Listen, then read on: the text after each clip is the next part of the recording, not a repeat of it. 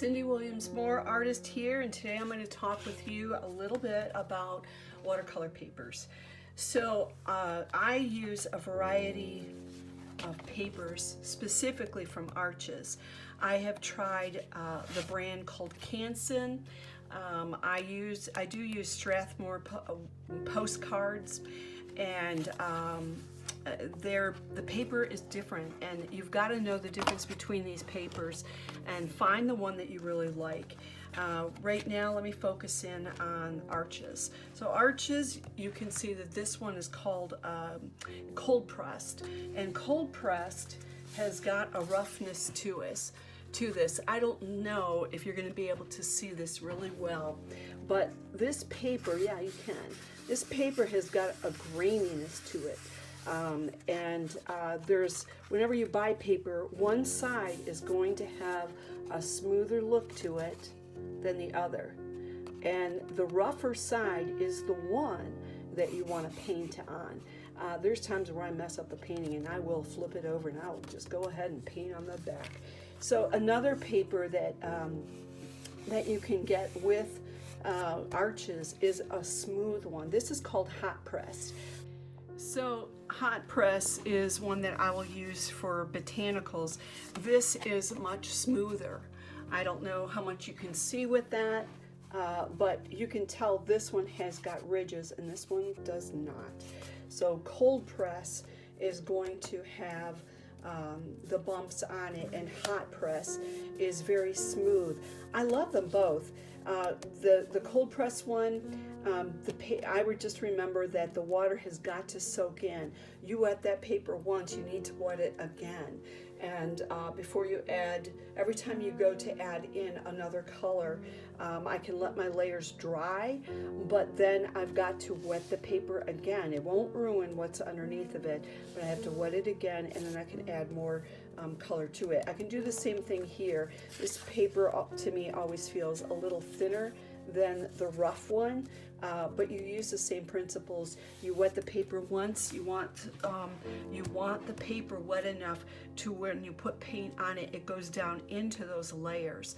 And otherwise, if you just lay paint on a paper, it's going to be risking where you're scraping it off. You could come in with the next color and all of a sudden what you put there, it's like it blends, and that's not what you wanted. So watercolor paper is meant to where you get that wet enough that as you're adding those first layers in, it's going down into the paper, and that's why you can add detail and add more colors. Sometimes I always say I'm trying to make my colors pop when I'm painting, and that's because I am building color. You know, there's one thing for me to have, you know, here's color that was just splashed on, and with this bird, I needed the eye to really pop out, and I needed the darks in there, and I wet the paper. This is a hot press. It's very smooth, and this is a horrible picture. I don't like this picture, but that's okay. We just got to keep working at it and trying. So I laid in the dark colors, and then I tried to lay in some light colors. It probably came out fine, but I'm a little fussy. I'm just looking to see, like this one, this picture is on the back of a cold press. See, this is a picture I did on cold press. Here's the correct side. I didn't like the picture at all, so I went to the back side, and I think this came out really well. When I am laying my colors in first, I'm laying my lights down, and then I like to build and build and build. See these beautiful colors, and see this green. I've got green in here, but then I added red in as well, and I did the red towards the end. So I layered the colors in, and then when I want to paint one on top, I always try to remember it's like a stained glass. Stained glass. It's like it looks like stained glass to me, and you can layer those colors, and it allows things that are underneath to come through. So another type of paper that you can paint on. Let's see. So we've got this. Oh, I do have my rough open. This is Arches rough paper. This baby is very thick. Now this is a 140 pound. All of mine are 140 pound. This paper is thick. If you could feel the two of these papers, this is my cold press, this is my rough. And rough has got a lot more grain to it. So I've got my cold press, my rough press, and my hot press. And this is very, very smooth. This has got some nice tooth to it. This has got more tooth. And tooth to me is when one thing that would come up is if I was going to paint a beach and I wanted just a touch of color, I would take my brush and I would scrape it across. And when I scrape it across and it's not too wet, not all of this is going to be covered. There's going to be empty spaces, and it implies there's a beach, but it doesn't put all of the color there where all you see is the beach color and there's no white. And with this type of roughness, you'll have more tooth. So arches, for me, right now, that is the best paper out there. Cansen, I don't really like. And I had it for years, and I'm very thankful that I had it because it's what I could afford. I buy arches on sale at Cheap Joe's. It's always 50% off or 40% off. So I highly recommend checking out Cheap Joe's.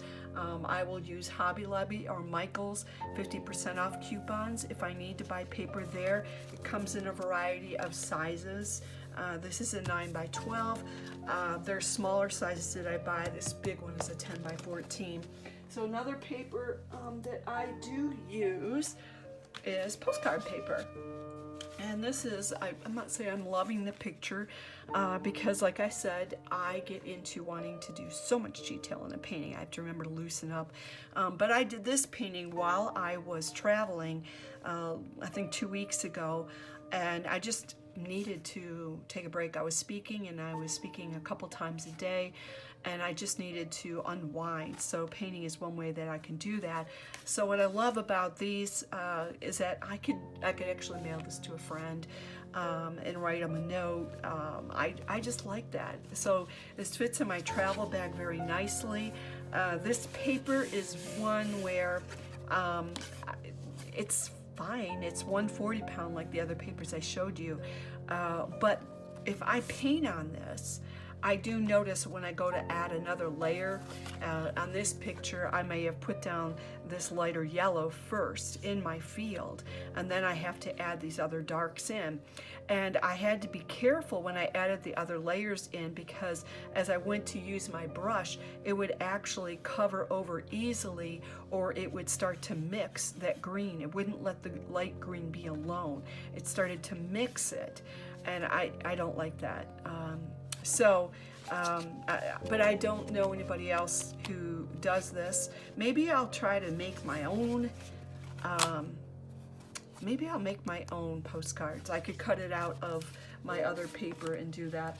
Try fun things. This is an artist trading card idea. I bought this at Cheap Joe's. I went down there and visited my kids, and this is a 2.5 by 3.5 inch paper, and it's just fun. So this says it's 10 sheets, 140 pounds. This will give me an idea, like I could cut up my regular watercolor paper into this size, and I could tuck those away in my travel watercolor bins, and then I'll have stuff to paint. So fun, fun, fun. Let me see.